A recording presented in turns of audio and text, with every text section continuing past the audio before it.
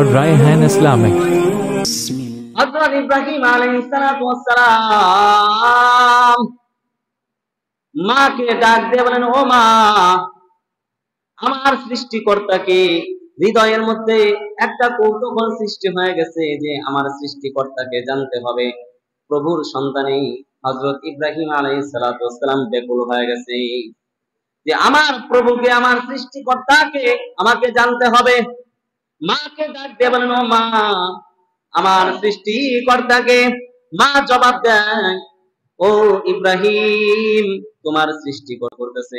ও মা, তুমি যদি আমার সৃষ্টিকর্তা হও তাহলে তোমার সৃষ্টিকর্তাকে, আল্লাহু আকবার, তোমার সৃষ্টিকর্তাকে। মা বলতেছে, আমার সৃষ্টিকর্তা হলো তোমার বাবা। নাউজুবিল্লাহ বলবেন না? তোমার বাবা হলো আমার সৃষ্টিকর্তা।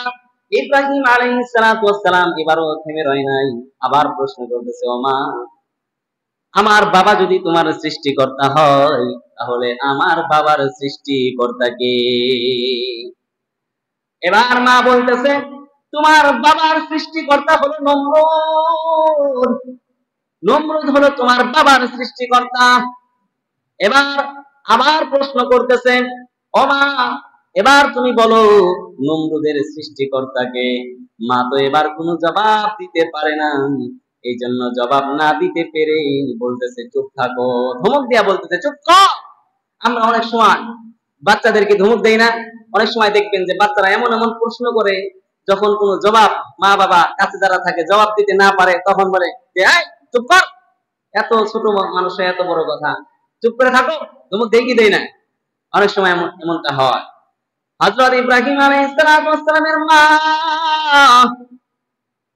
ইব্রাহিম আলাইহিস সালামকে রেখে বাবার কাছে চলে গেলেন, আজরের কাছে চলে গেলেন। আজরের কাছে গিয়ে বলতেছেন, ও প্রাণের স্বামী, যেই সন্তানের কথা, যেই সন্তানের জন্য দেশের মধ্যে 1 বছর কোনো বাচ্চা, ছেলে সন্তান, ছেলে বাচ্চাকে জীবিত রাখা হয় নাই, জন্মগ্রহণ করতে দেওয়া হয় নাই, ওই বাচ্চাটাই তো দেখি তোমার সেই বাচ্চা। এবার আজর দৌড়ায়া ইব্রাহিম আলাইহিস সালামের কাছে গেছে। যাওয়ার পর বাবাকে একই প্রশ্ন করতেছে, ও বাবা, আমার সৃষ্টিকর্তাকে? আজর বলতেছেন, ও ইব্রাহিম, তোমার সৃষ্টিকর্তা হলো তোমার মা। নাউজুবিল্লাহ। আরো জোরে আওয়াজ করে বলেন, নাউজুবিল্লাহ। তোমার সৃষ্টিকর্তা হলো তোমার মা। এবার আবার প্রশ্ন করতেছে, ও বাবা, আবার বলো আমার মায়ের সৃষ্টিকর্তা কে? এবার আদর বলতেছে, তোমার মায়ের সৃষ্টিকর্তা হলো আমি। এবার আবার প্রশ্ন করতেছে, ও বাবা, তোমার সৃষ্টিকর্তা কে?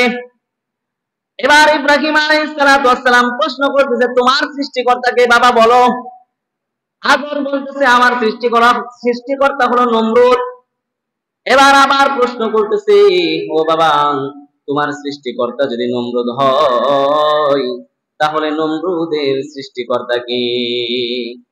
এবার বাবা নিশ্চুপ হয়ে গেছে, কোনো আওয়াজ দিতে পারে না, কথা বলতে পারে না। হযরত ইব্রাহিম আলাইহিস সালামকে একটা থাপ্পড় মেরে বলতেছে, চুপ করে থাকো। যখন সৃষ্টিকর্তাকে কোনো সন্ধান পেল না, কিন্তু হৃদয়ের মধ্যে সৃষ্টিকর্তার জন্য আকুতি মনে করতেছে, কখন আমার সৃষ্টিকর্তার সন্ধান পাবো। হযরত ইব্রাহিম আলাইহিস সালাম মনে মনে চিন্তা করতেছে, যদি আমার সৃষ্টিকর্তার সন্ধান আমি না পাই তাহলে তো আমি পথভ্রষ্টদের অন্তর্ভুক্ত হয়ে যাব।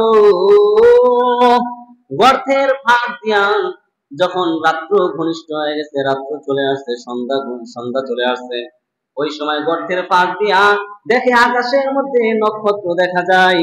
এবার ওই নক্ষত্রকে দেখে হযরত ইব্রাহিম আলাইহিস সালাম চিন্তা করতেছে, মনে হয় এটাই আমার সৃষ্টিকর্তা।